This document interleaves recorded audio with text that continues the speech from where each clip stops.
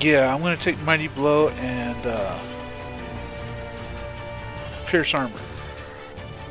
And what is its, or is its dexterity score lower than 2? It is 2.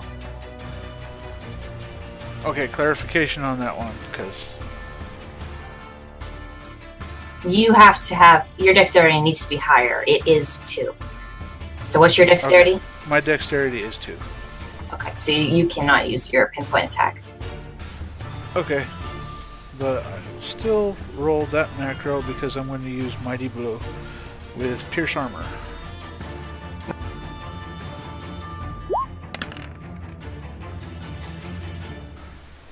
Eight damage. Okay. You're using your daggers, correct? That's a short sword. Okay.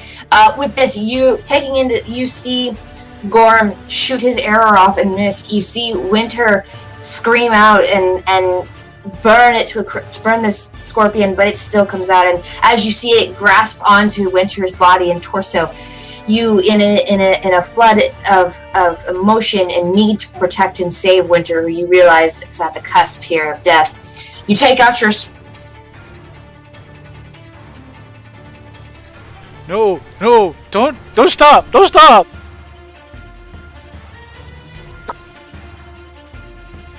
We can. I don't think we can hear her anymore. Sorry, you cut him out.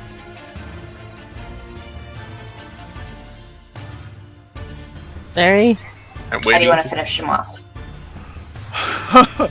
Okay, missed most of what you said, but that's okay. Do you want me to kill him? Okay. Using my particular style, I will...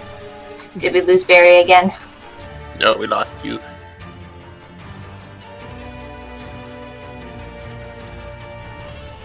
Can you hear me, I Zeri? don't think she can hear us. Hello? Zeri? Oh boy. This is interesting.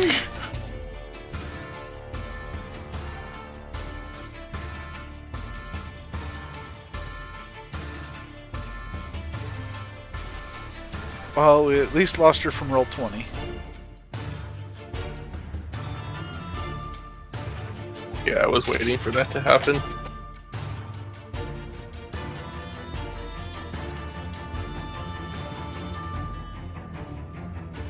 Sorry, Barry, you don't kill it. If I don't kill it, then you kind of are stuck. I And can get it on my did. turn. I'm back. I'll be able to get it. Okay. Sorry, my internet. That's what my internet's doing today. This whole month, it just goes off, then it comes back. Completely understand. How much did I get off? How much did I say? You got to the point where you reach out and lunge, and that was it. And then we caught, how did you want to do this? And that's it. Restart.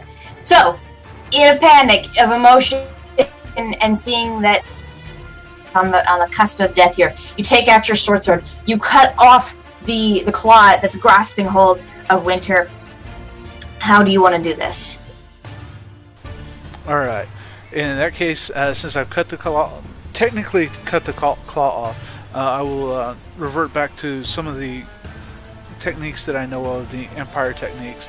And in the same motion as cutting the claw off, I will drive my short sword right through the head of the scorpion. Okay.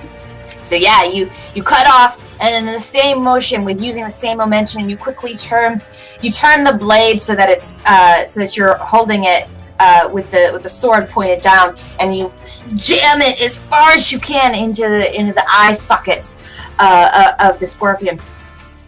You watch his beady little eye disappear, and you hear a short "yeah" as your sword slithers on through the green blood and down into the sand, past the body and into the sand.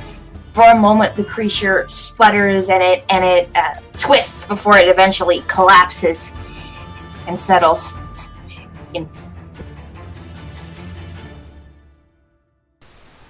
Oh no, we lost her again.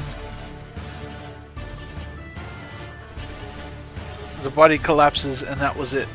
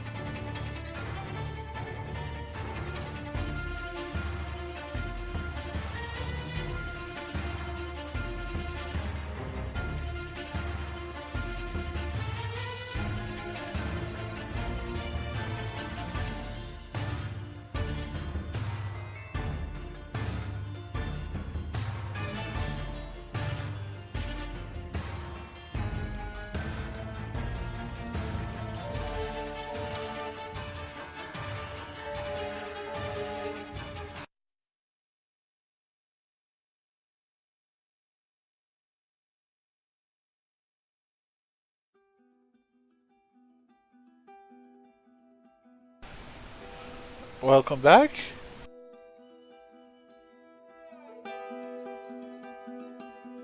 Hello? Hello. We hear you. Hello. I think it's gonna be a long night. Oh boy. The interwebs does not Yeah. like you tonight. That's okay. Okay, for quickly, it's dead! Good job! Yay! Do something else before I lose connection again. Yes, the scorpion is dead. You have to have a moment to take a breath. Gorm will move to the side and say,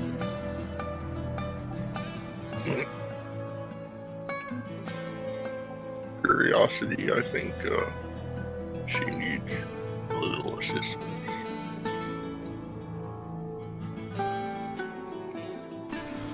And while Gorm says that, Ari is going to leave his short sword in the scorpion real quick and try to make sure Winter is okay and doesn't have to move. And we'll catch just in case she faints or whatever. Stay with us, lass. Stay with us. We don't need you falling to the sands yet. Winter, after a minute or two, you can feel the poison subsiding in your body, but you still are pretty wounded. Winter just nods at Ari and sits down. Gorm is going to look for his arrows. Okay, did you keep track of how many you shot? I believe I shot 4. Okay, because we changed the rules. Roll 1d5.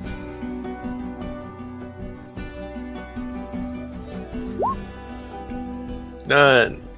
You could not find any. The ones you did find inside the body, Busted. one you tried to, yeah, they're busted. You tried to pull them out and they busted. Others are just too covered in gore to either to ever be recoverable. The several of them you shot off into the darkness and you won't be able to find them.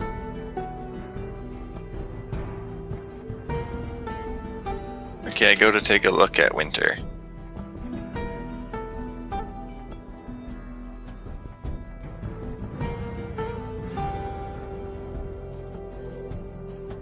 Is she right here where Vinda is flying? Mm-hmm. Okay. As I can clearly tell that she's in major problems, I will use the cure spell on her.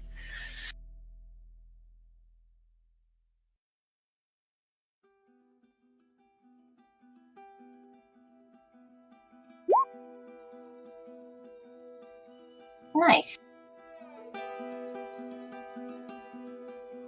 Yeah, any part of the remaining poison is purged from your body. I seem to be outside the walls. You slip between a crack in the world, huh? Hey, I pulled that off once back in the Troglodyte cave. How much do I get back, Curiosity? This cures the poison. Yeah, just cures the poison. Okay, okay. All right. To move things along, because we have got lots of things to get through today. What do you want to do before you leave the cave? Anything? I just searched back I'll here. also heal Winter. Okay, go ahead and make your healing attempt. Gorm, go ahead and make a perception check. And retrieve my sword. Can I do perception and searching? Yes. That is a good roll. I don't know what to use the stunt points on, but whatever it is. It is a good roll. Unfortunately, it just Nothing. tells you that there isn't anything here. You can see remnants of where the creature lived. Lots of different remnants. Make of that what you will. But beyond that, it's just an empty cavern. No scorpion eggs. No, nothing like that. A shame.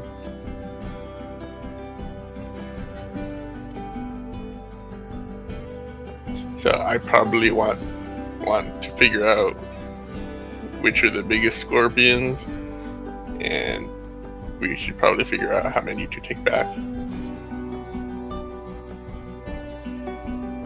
Okay. Just for the sake of brevity, you have 4 scorpion bodies. You can decide to drag them all, drag some of them. We'll just say that you guys pick out. If you decide to take some, we'll just say you guys pick up the biggest ones. The more we take back, probably the more money or rewards we get. So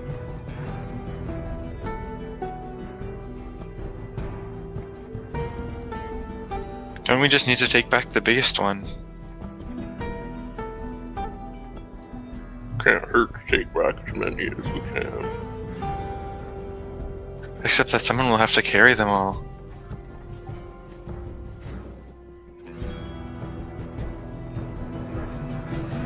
I'm sure we can beg a cloth off the farmer. I can probably drag one back myself.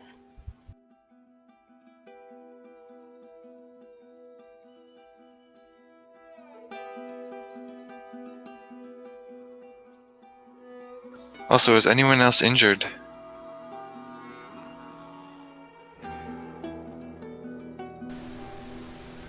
As far as I am concerned, Harmony, I'm fine. I'm not injured at all. Keep your eye on Winter, though. Those were several mighty hits, and I want to make sure she continues to live.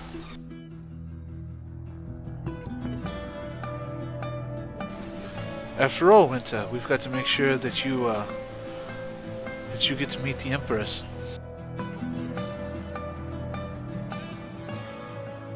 Winter looks a little confused at him, but doesn't say anything.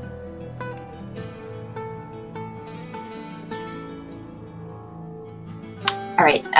So with that, we'll say you guys.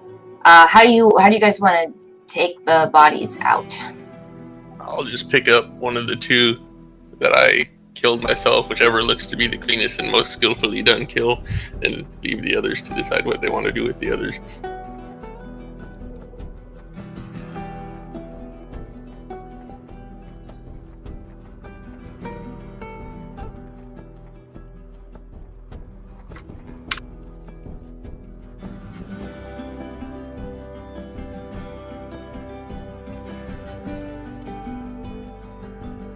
Well, how can we tell which one of these is the biggest one?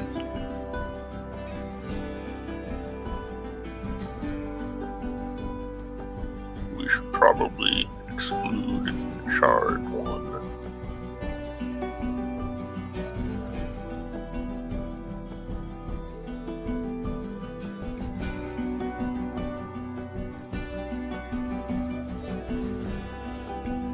I guess we'll have to drag them all side by side and then compare which one is longer. I imagine for the sake of brevity, we just do that. So we'll just say you take the time to place you can.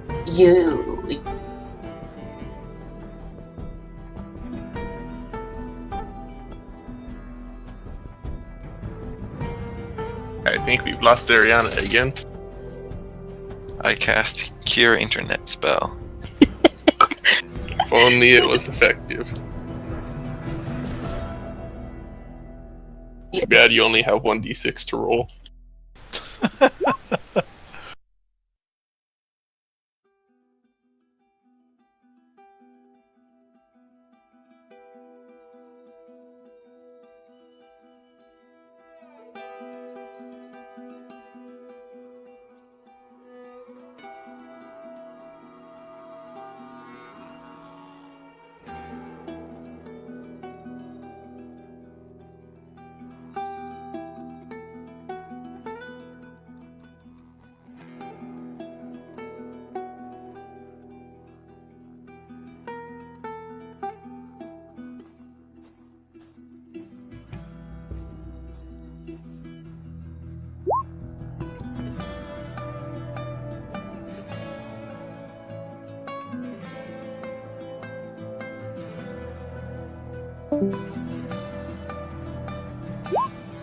Alright, back. Can you hear me?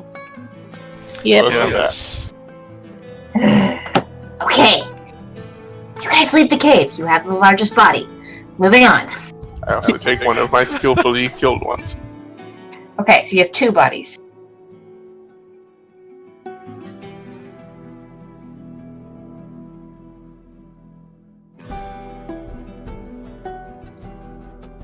Okay, so what time of day is it when we leave the cave? It is. Hold on.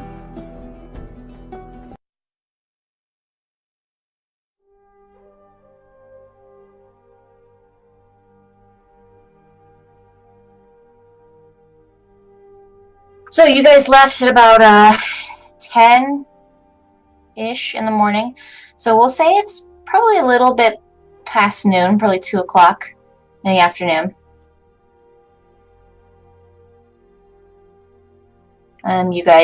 You exit out of the cavern. You come across the fresh desert air with the Sunusta back up. It is quite warm in here, much warmer than it was in the cavern. Arivinda, you're seeing this for the first time. You're seeing a long stretch of desert. You can tell though that you're probably still pretty close to the farmer, as the cavern you're in is still looks to be a part of that jagged wall that you saw coming up into the farmer's room area. I am glad to be out of the caves. You all approach. You all travel back once again. It takes you about half hour, 45 minutes to get back to the farmer's.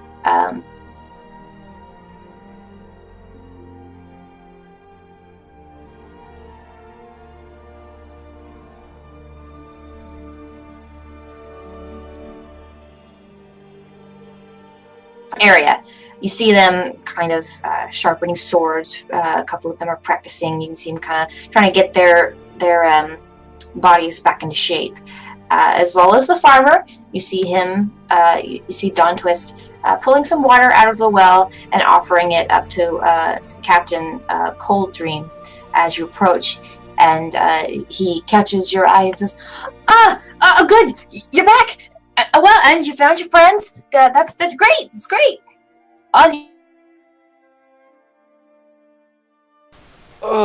No.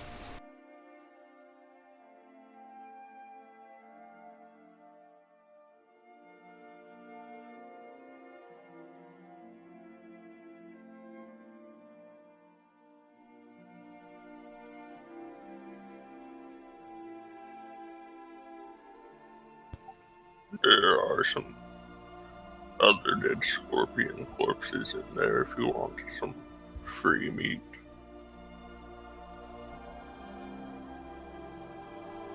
Oh, did she drop?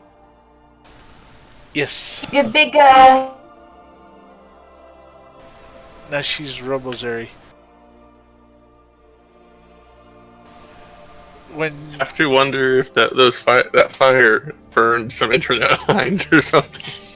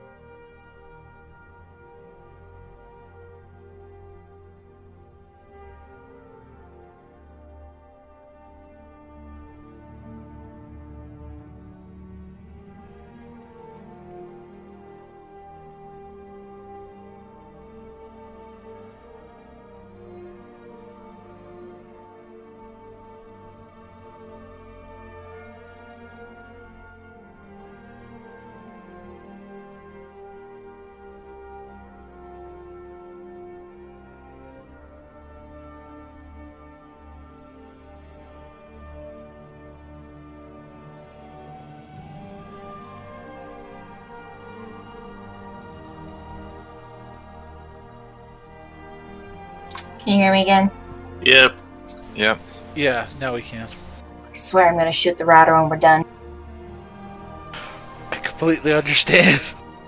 Alright, what did you hear? He said hi, and we're glad, and he's glad we found our friends. Yep. Yeah, so what did you find? Did you find what was in that cave?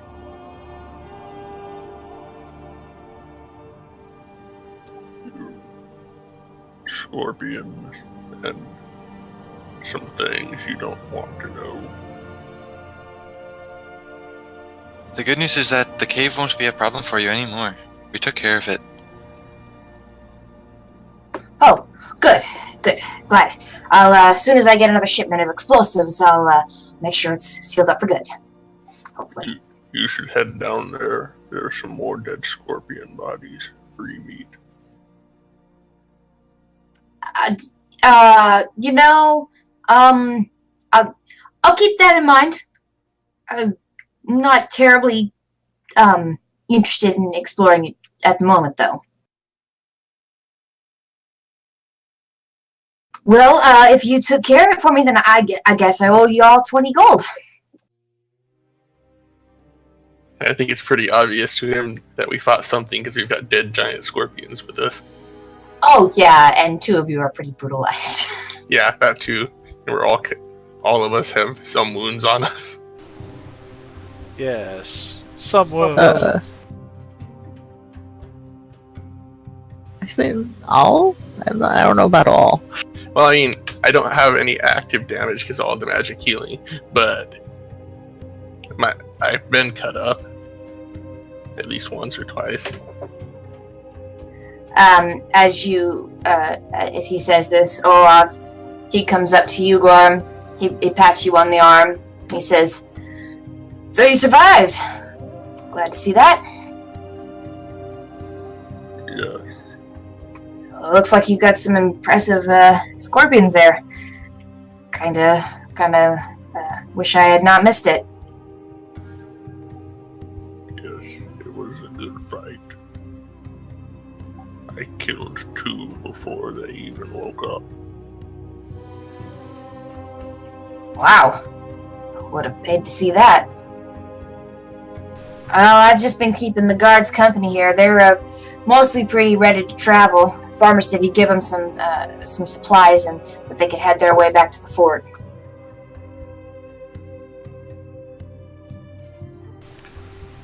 Really, Gorm? You defeated 2 of them before everyone woke up? I shall have to see about writing a song about that. Before the scorpions woke up, they were asleep when I found them. Yeah, and then the third one woke up, and then I had to shoot it for you. We all fought that one. Though you did the most. Well, anyway, I'm gonna go see if I can talk to the captain for a second. You see the captain. He's currently talking to the farmer, to Farmer Don Twist, and accepting some water from him. Hey, Captain, can I talk to you for a minute? He nods the farmer away. Of course. Over here. And he steps over, kind of into a shaded area, as the rest of you all kind of relax and find places to be. Yeah, I didn't think it was worth worrying the farmer. Is there food available? Because Oh, I yeah, don't yeah. think Vinda's had breakfast yet. No, yeah, he's got a nice tray of food inside the house, which you can see from the window. Yep, she's heading towards that. Worry the farmer about what? Well, it wasn't just scorpions down there. We found this shadow soul magic of some sort. There was an obelisk that some cultists had used to open up a rift. Curiosity and myself, our homeland in the Underdark has a rift similar to this. It leads to the Shadow Realm. We closed this one, but this was probably done recently since the farmer hadn't seen anything And the troglodytes that were here in this cave were from the same clan as ones that were back in Zagata, also digging up ancient Shadow Soul ruins. So I think the two might be connected. So if there's someone going around awakening these portals, these rifts, I think, well, your superiors back at the fort should know about it, and perhaps even higher up than that.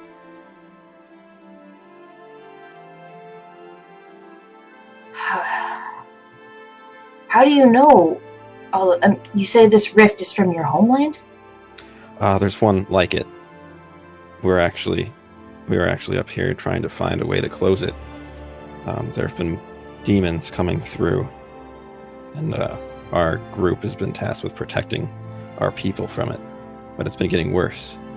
More monsters have been getting through, so we decided to venture to the overworld looking for a solution. And in the cave there was a djinn, I believe, and A djinn? Yeah, he was dead, but his sword. What's a djinn?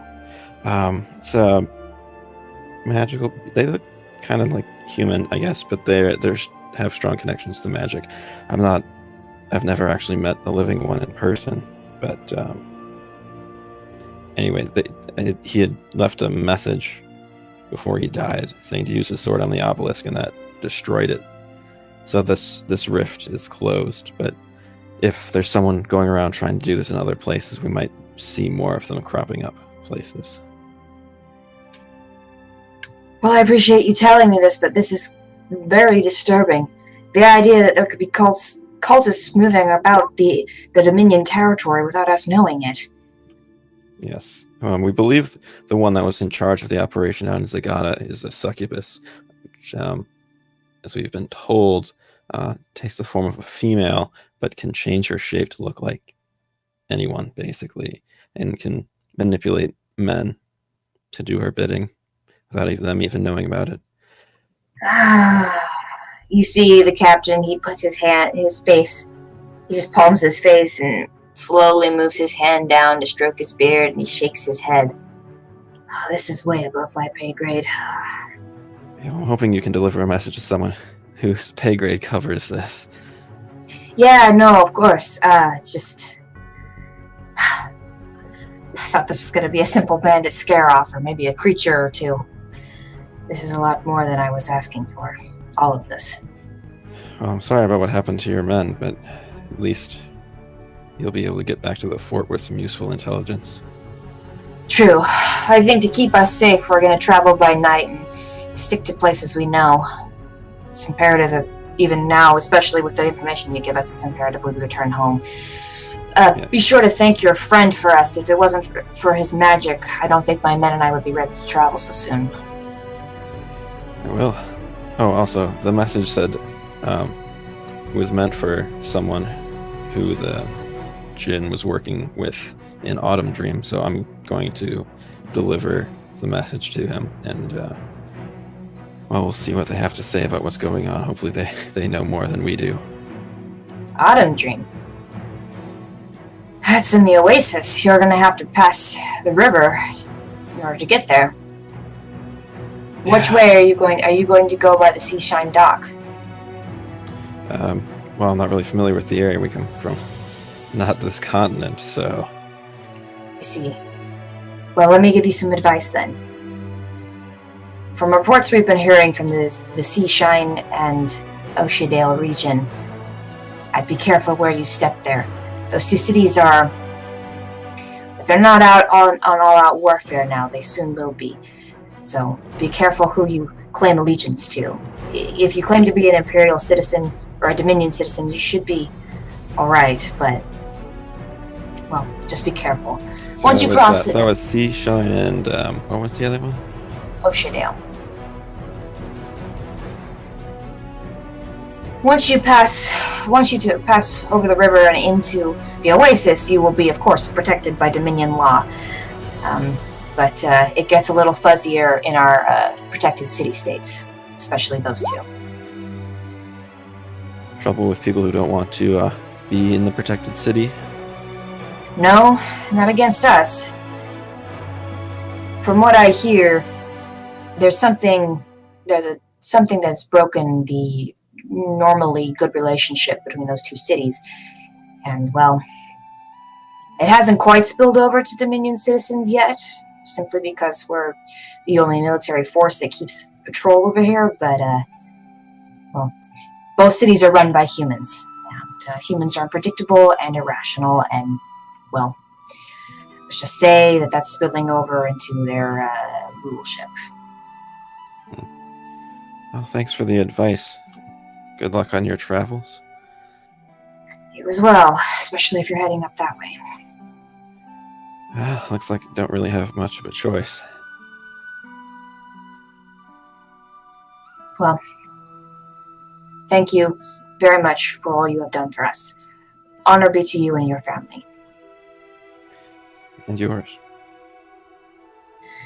We'll be leaving in an hour, so if you have anything more to say to me or to my men, please do so soon.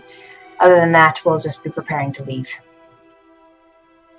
Oh, well, I'm trying to remember the name of the there was some cult something. Hey, Curiosity, I'll call over. Yes? What was the name of the cult that that statue was in Zagata? The Order of the Blood Red Rose? Ah, yes, thank you. Yeah, that's something to do with all of this, so I don't know if anybody knows anything about that, but I think they were an old cult. Maybe it's reborn or something. I'm not sure exactly, but He frowns at you and nods. Old is an understatement. I would say more like a wives' tale. I didn't really think it was a real thing. well, we found a statue that beared the symbol that they were digging up for some reason. So, whether Well, or I'll not the keep cult that in exists, the statue existed. Maybe our scholars will know something more. History was never really my thing. I only know what I know about the region. Well, I think that's the only thing I didn't mention. Well, in any case, I'll thank you for it. Like I said, I'll pass that along with everything else. Thank you. Okay, now I gotta eat something. We should head out as soon as possible. Oh yeah, we don't have that much time to get back for the contest, do we? No, very little. We will have to keep going as fast as we can. The last night, I think we should march through the night.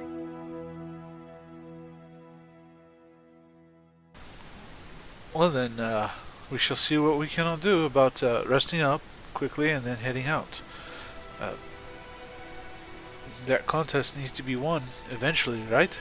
And we're the ones to do it, correct? Hopefully.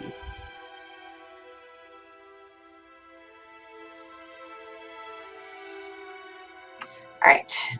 For the sake of brevity, an hour goes by, and as the captain said, he and his men gather what supplies the farm is able to spare, and they bid you all a farewell, and again, thank you, all of you, for all of your help with them. And then they leave. A few hours later, those of you who talked to the farmer, he gives you 20 gold, as promised, and thanks for helping him with his situation. Gorm, as you went up and talked to him, he not only offered you some blankets, but he also offered to take you guys back home using his cart, as he was low on supplies, and now that the threat has been eliminated, he feels it's safe for him to leave his farm. And once again, he says, the least I can do to thank you all is to ensure you get back in time for your contest. And those scorpions look like they're going to be a hassle to bring back. So I offer you my cart, my camel, and I'll take all of you back on my way to Zagata, as I have to resupply anyway. Much appreciated. We can. Is there any rule in the contest about that? Allowing such transport? Not that I recall. And I mean, Do there I were some remember groups that went anything? out with carts and things. Yeah. There were? The 4 rules I have recorded down: do not hurt other hunters, no kill stealing, do not cross the bone fields. Any violation will be punished. And that's about it. I don't see anything that says anything about carts. Okie dokie.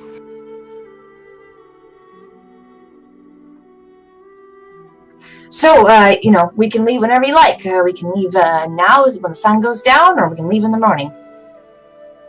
The sooner the better. We don't have long to get back, and it's a long trek. I imagine my character knows better how many days are left and how many days it's been than I do. So I imagine I tell him how many days we have to get back. He says, well, then how about we leave about 5 o'clock? Help me gather up the supplies, get the camel ready, get the sled ready, and we'll leave, if we leave now, before it gets too dark, even with camping for the night, I should be able to get you back in time. Gorm nods.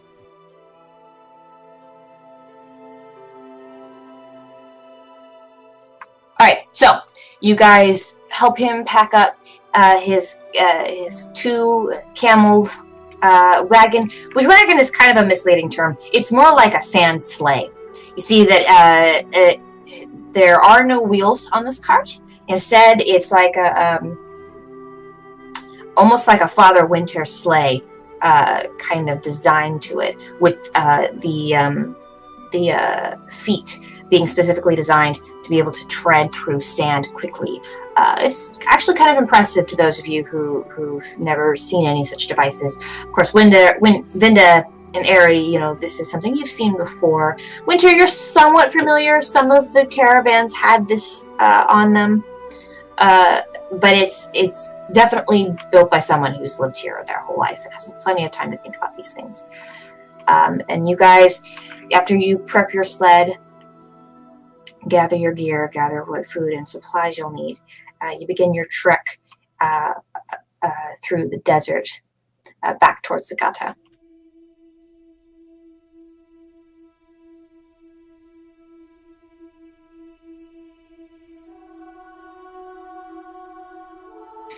You guys travel into the night, and you travel for several hours, pushing it a little bit more as you are seeking to be quick. But eventually,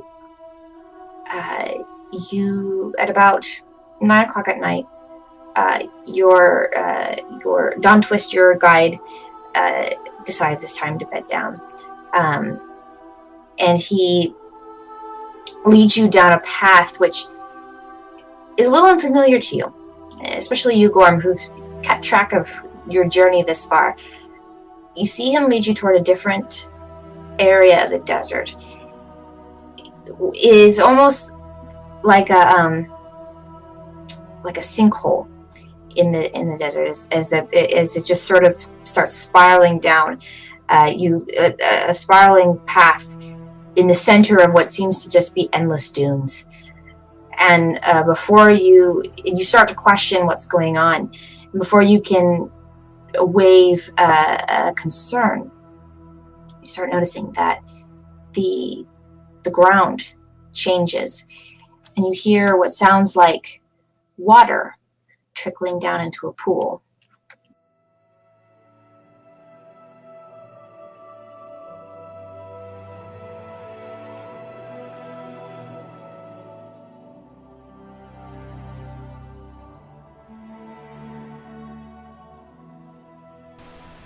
Would I know of this particular place through cultural lore?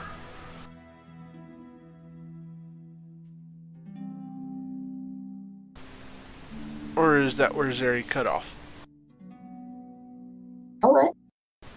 Okay.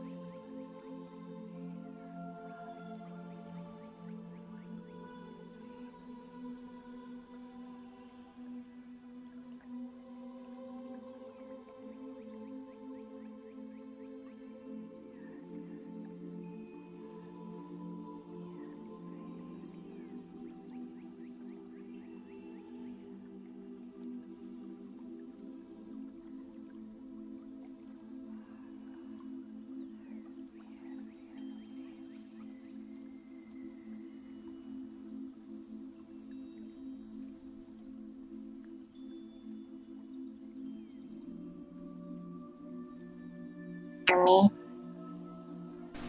Just heard the Yes. last of that. So you can hear me now? Yeah, we just Yes. heard. Can you hear me? That's it. The weird thing is I can hear you all. I can hear you and see everything that you text. Also, Sirva, I'm texting you, so please can you get on your phone so you can tell people what to do? Oh, okay. I've been texting you this whole time and nothing. And yes, it's 20 gold total, not each. Okay, I misheard. Never mind. So we each get about 3 1/3. Oh, 5 missed messages. Mm-hmm. Yes, Barry, go ahead and roll cultural lore. Okie dokie.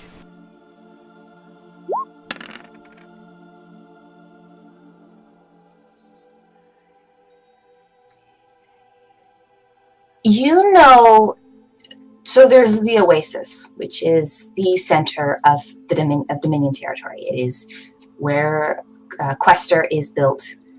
It is the most beautiful place on Quittus. But there are small pockets of oases hidden here and there. You've heard rumors of them, most of them spoken in legend, some of them in whispers, of things that live there, quiet, beautiful places that people sometimes go to. Some of them are even romantic in that people whose souls are tormented will go to these oases, never to be seen again, to live in peace and harmony forever. But they're spoken in a sort of mystical way, in the way that, like, say, Atlantis is spoken of in our world. They're very rare locations, and as you start traveling down, you're starting to wonder if this is maybe one of those places that have been mentioned. All right. As you guys travel down, the cart comes to a stop at the very edge of a small, clear blue pool. The clearest blue you've ever seen in a body of water. And as you all step down off of the sled and begin settling in for the night, you see a small campfire on the other side of the pool of water. And you see an individual perched, sitting up against a rock. You can't quite make out the details, but it looks like they're maybe asleep or just enjoying the calmness of the area.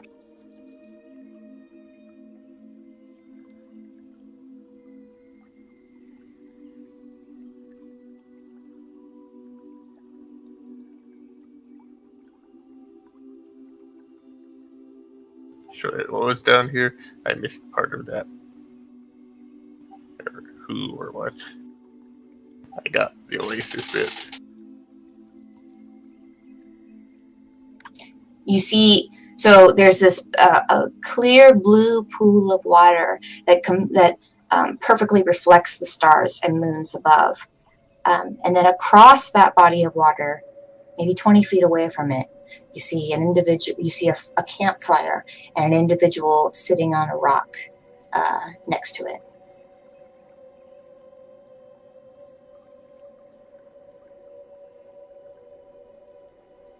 Yeah, I think this is probably a good time for a quick break. Because we're probably about to get introduced to a new character. We're almost at the break point. I kind of want him to have something to do before the break, though. Okie dokie, that works for me. So, Bramble, you have come across this oasis yourself. You've been wandering for a long time, and for a while you didn't think you'd find any civilization or anything beyond desert. But you stumbled across this oasis. You almost felt led toward this place. And when you got here, it was overwhelming in beauty and calm and stillness. And you, feeling safe for the first time in a while, prepped a camp, started to drift off to sleep before you heard the motion of what sounded like a sled trudging through sand come down and park next to you, and you see a group of individuals coming off of this sled, looking at the pool of water, and then taking notice of you. And you can see them all kind of staring, and you can hear whispers as they talk amongst themselves.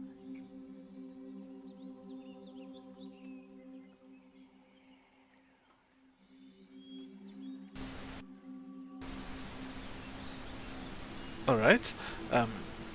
The tall Aasimar will, with a little hood and cloak that's draped over him, will hop out of the cart and wave to the figure on the shore. Greetings, my friend.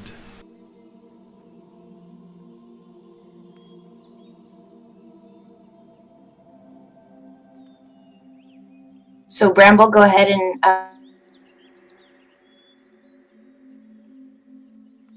see.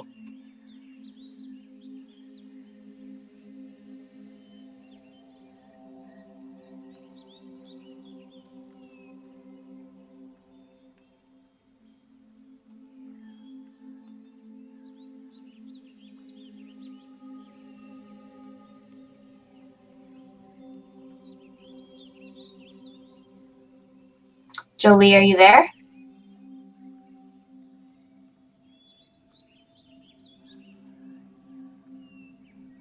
Maybe it's been so long that he's fallen asleep. Hello? Can you hear me? There we go. Yes. Okay, there we go. Did you hear what I said before? Nope. No, we haven't heard anything. No. Okay, well when the group walked up, I said, Jeffrey, guard. And then I said, hello there, friend or foe? In that case, the tall Aasimar will reply back, a friend, if you are a friend to the Empire. Yes. Jeffrey, camel. Out walks Jeffrey the camel. You see now a second figure that you didn't see before come out from behind a rock. It looks camel-like, although you can see it has several spots, black spots on its yellow body. It takes up as it follows behind Bramble. You see it kind of not an aggressive stance, but definitely a protective stance near its master. Wait, so when you say camel-like, what does that mean? It looks like a camel, like with spots? It looks similar to the camel you have, the camel you've had with you. Gorm looks at the camel. What does a camel in a defensive stance look like? Hilariously awesome. Perfectly awesome, yes. His knees are locked. But instead of like a camel, he has sort of a camel face, but back behind his head, you see two long horns that stretch up into the air, and he shows his teeth. He bares his teeth a little, and you can see instead of like camel chomping teeth, some of them are kind of pointed, and he looks kind of menacing, much more menacing than the camels you have pulling your cart. So it's spotted and has horns. That means it's like a giraffe. It kind of looks like one, yeah. Have Okay, you seen a giraffe before? I mean, I'm talking mainly out of character. Okay. would I know anything about any of this with either natural or arcane lore? Yeah, I'm curious if I know what it is either. You can roll natural lore. Anyone who wants to. Bramble, go ahead and describe your own person. What do they see when they look at you? Sure. When they look at me, they see a individual who's of average height, about 5 feet or so in the middle there. Average weight, about a little over 100 pounds. And you can see my hair, but my hair over it is covered with, it looks like it's matted with just leaves, and they slightly glow, the leaves.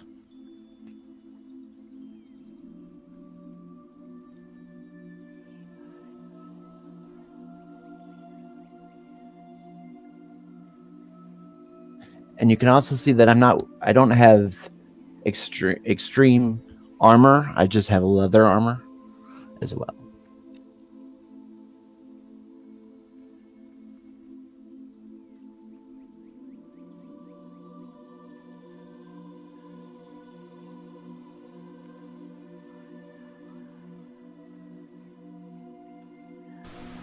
Gorm, Vinda, you have no idea what this creature is.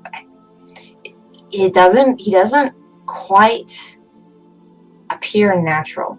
You've seen natural creatures before. I mean, he doesn't look like he's unnatural, but there's something also about him that's not quite as though he was as though he's a creature you would normally see. You haven't really seen anything like him except, of course, the camels. You're not entirely sure what it is. What about Leaf Boy? Oh no. That's a different check. That's gonna be a lore check. So those of you who'd like to, and I will leave this open to all of you, you can either roll cultural lore or you can roll a natural lore to discover this. If you're not trained in either of those, you cannot roll. What about historical lore? I will let you, but the DC is going to be a lot higher. To discover what? What Bramble is. Oh, That better be kind of. Holy Well, cow. two people know. I have two people who rolled natural and cultural lore at 12s, and Curiosity rolled a 20 for intelligence historical, and Winter rolled a 21. Okay. Vinda and Ari, you don't know. He looks strange. But Curiosity and Winter, surprisingly, what you are seeing what fits a description that you've heard long ago. Curiosity, you've read this in books, although these are more recent historical books that you've read. And Winter, you just know from passing stories that you've heard your aunt and uncle talk about different creatures and races that they've encountered. He looks very much like a race called the Treekin from Estora, a sort of plant-like race that has just recently made an appearance. Not much is known about them, although they are known to somewhat travel. Most people they're just sort of an odd element of Estora that you'd only really hear about if you've ever ventured there or looked into that place. Although, and now noticing and comparing them with what you do see that there are some other elements to his visage that are not quite. They're a little bit more. They're not quite Treekin. He looks like there's a few more features in his face that are not quite what you would imagine a Treekin would be. So there's definitely something else to him.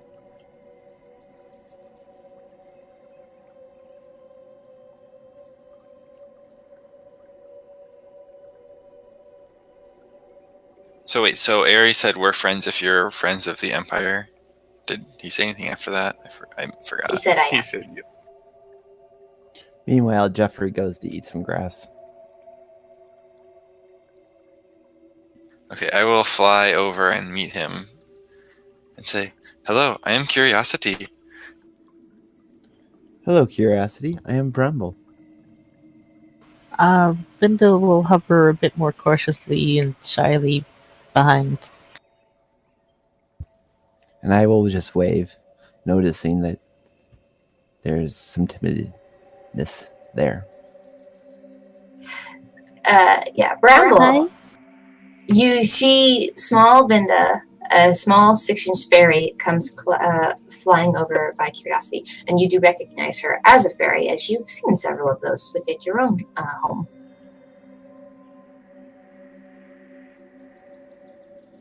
Seeing Vinda, I do smile, as it reminds me of home.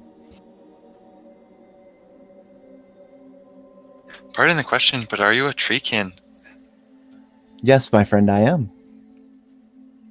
Oh, I've never met one in real life before. The books that I have left out the fact that your hair seems to be glowing. You can't believe everything you read in the book, but yes, it tends to be left out. Well, that is quite interesting. As you can see, my own skin also glows. Yeah, and you can see his body seems without like your own. It radiates with a sort of almost like a glow stick glow that comes out to a very large distance in an area around him. Any part that his skin is showing, that is. Should we also probably describe what we look like? Sure, go ahead. Yeah, so I am like 6 feet tall and lanky, and I have like pale translucent skin that bioluminesces, and it's covered in like elaborate black tattoos, and I have large black, like fluffy, downy looking wings with short brown hair and pointed ears.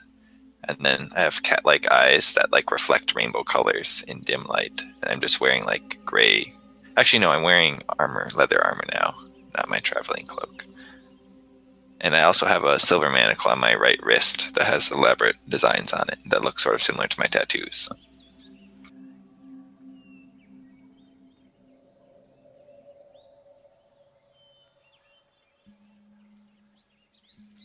Have you all traveled far? We are traveling from Zagata.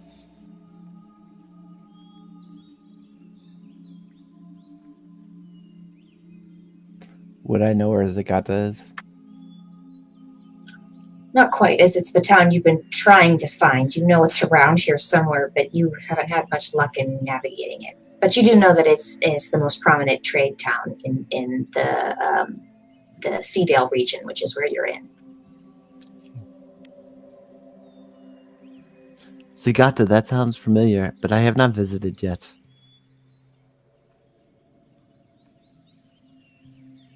My east and west is mixed up right now. Are you lost? Well, that is a good question. I'm in a forest, so I feel at ease, but somehow I don't know where to set my foot tomorrow. So I guess maybe I am? Curiosity frowns in confusion. Maybe? What? I'm sorry, sometimes I get lost in my words. I guess I am. I have no map. That seems like a tricky way to travel around. Although, I don't personally carry a map with me. Others do. We're on our way back to Zagata if you'd like to join us and get your bearings. I would, yes, very much so. As long as Jeffrey can come. Jeffrey is this camel thing? That is correct. There is a long story on how we met. Ooh, I'd like to hear it. Well, you all may sit by the fire and I can tell it to you if you wish. I love a good story, dear Bramble. By the way, Erithas Dayspell. Pleasure to meet you. A pleasure, my friend. And before you is a 7 foot 10 inch tall Aasimar, kind of elf, who is wearing brown and red leathers and has a kind of a pale white cloak hood combo that covers his blonde hair and his fairly lengthy ears as well. You are a tall one, my friend. Well, we Aasimar tend to be on the taller side.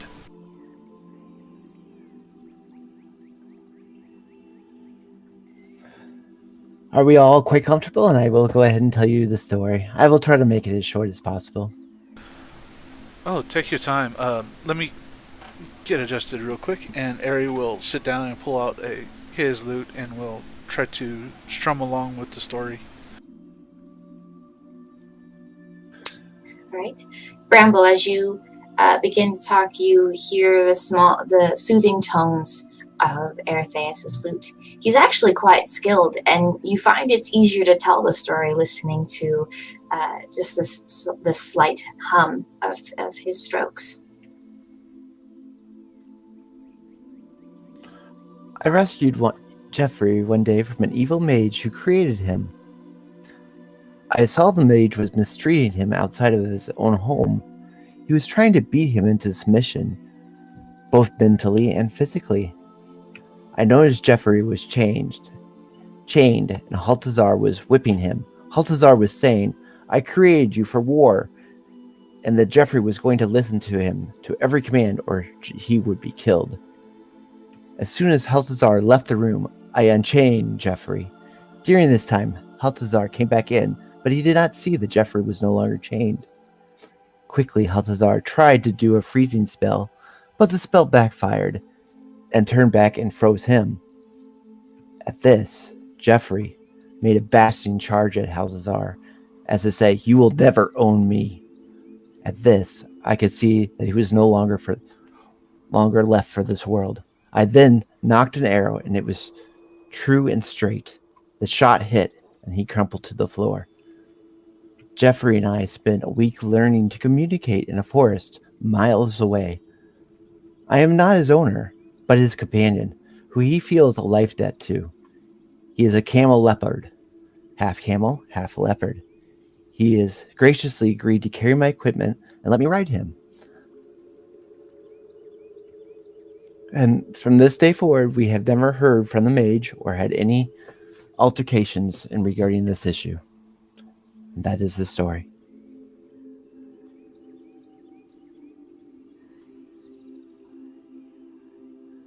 Well, it sounds like Jeffrey is lucky that you came along and rescued him.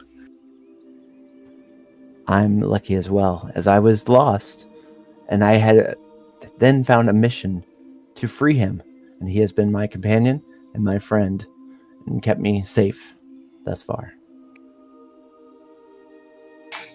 At that, you hear a voice off in the distance say, "Indeed, it does sound like you were quite lucky to find him." And you all turn to see a woman in the water. And that's where we'll take our break. Getting shot in the face with arrow. What? Ross is grabbing his bow. She's getting shot. Oh boy. Did you just call yourself Curiosity? Yes. See, more proof. More proof. There's only one of Ari them. called me Harmony before. We're the same person. It's clear. You see, Yeah. Jody, we have come to the conclusion that Kylar and Kyrath are but one person. Yeah, it's been an ongoing theory that they are both one and the same. This is just more proof. 10-minute break starting now. If you don't take it now, it's going to go away. Yep. Alright, be right back.